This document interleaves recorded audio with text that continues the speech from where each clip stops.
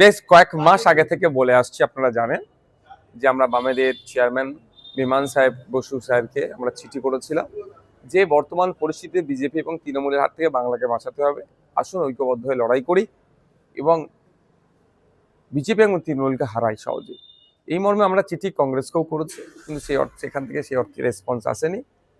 বামেদের পক্ষ থেকে চিঠি রেসপন্স করেছে, আমরা একাধিকবার আলোচনাও হয়েছে আমাদের এর মধ্যে। আজকে আমাদের আলোচনা ছিল যে কিভাবে আপনার লড়াইটা হবে, কোনখানে কোন দলের প্রার্থী দিলে লড়াইটা ভালো হবে, সে বিষয় নিয়ে আজকে আমাদের আলোচনা ছিল। বিমানদা ছিলেন, সেলিম বাবু ছিলেন, আর ওটা শ্রীদীপ বাবু ছিলেন।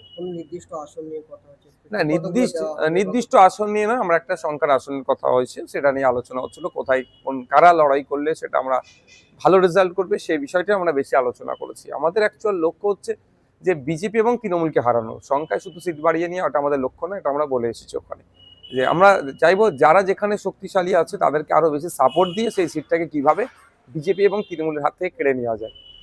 এর আগে একাধিক নির্বাচনে আসলে সংখ্যা নিয়ে একটা মতবিরোধ হয়েছিল, আপনারা একরকম দাবি করলেন, পরবর্তীতে সে দাবি রাখা হলো। কত দাবি করলেন আপনারা? দেখুন, এক্সাক্ট এখন সংখ্যাটা বলছি না, আলোচনার যেহেতু স্টেজে আছে, যখন প্রয়োজন হবে এটা পাবলিক ডোমেইনে ডিসক্লোজ করবো। হ্যাঁ, 2024 নির্বাচনে আমরা যে সিটটা চেয়েছিলাম সেই সিটটাতে হয়নি, ফলে আমরা আলাদাভাবে লড়াই করেছিলাম। তারপরে বাই ইলেকশনে আমরা আবার একসাথে লড়াই করেছিলাম, আমরা হাড়োয়া নিয়েছিলাম, তালডাংরাতে লেফট ফ্রন্টের পার্টনাররা নিয়েছিল, নৈহাটিতে আপনার লিবারেশন নিয়েছিল, এরকম ভাবে বিভিন্ন সিটগুলো নিয়েছিল।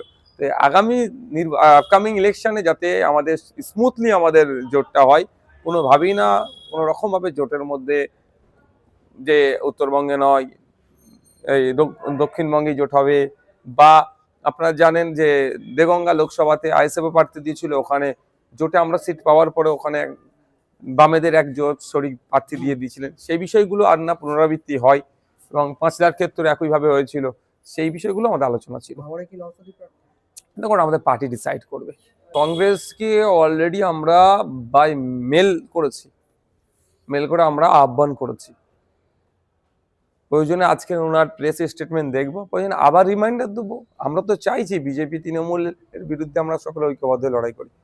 দেখুন, আমরা দিয়েছি বিমান বসু স্যারকে আমি চিঠি দিয়েছি, মোহাম্মদ সেলিম সাহেবকে আমরা চিঠি দিইনি।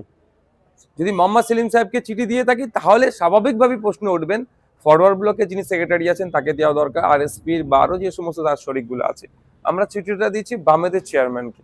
সো বামেদের চেয়ারম্যান মিনস এখানে ইনক্লুড হয়ে যাচ্ছে forward block, RSP, CPIM, CPI. না, আমাদের আলোচনার স্টেজ আছে, এখন সন্তুষ্ট অসন্তুষ্টের প্রশ্ন তো এখন আসেইনি, আমরা একটা সিটের আলোচনা হচ্ছে।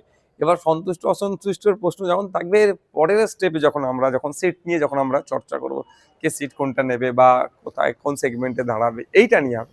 সংখ্যা বাড়লে সেক্ষেত্রে আসন প্রত্যেককেই কমাতে হবে, সেটা স্যাক্রিফাইস করতেই হবে। আমরা বিজেপির বিরুদ্ধে তৃণমূলের বিরুদ্ধে লড়াই করবো বলছি, আর আমরা স্যাক্রিফাইস করবো না, এটা হয় না।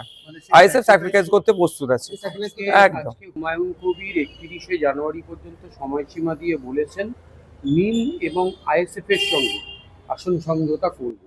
আমাদের সাথে এখনো পর্যন্ত অফিসিয়ালি কেউ যোগাযোগ এই ধরনের করেনি, বা আমাদের রাজ্য কমিটির কোনো নেতৃত্বের সাথে এই ধরনের কেউ আলোচনা করেনি। যদি রাজ্য কমিটির কোনো নেতৃত্বের সাথে ভার্বালি আলোচনা করতো সেটাও আমাদেরকে জানাতো, এরকম কোনো খবর আসেনি। না, আমাদের কোনো কমিউনিকেশন কারোর সাথে নাই। আমরা দেখুন, অল অ্যাবাউট পলিটিক্স আমি অনেক আগে বলেছি, প্রত্যেকটা ইস্যুই তৈরি হচ্ছে নির্বাচনকে সামনে রেখে।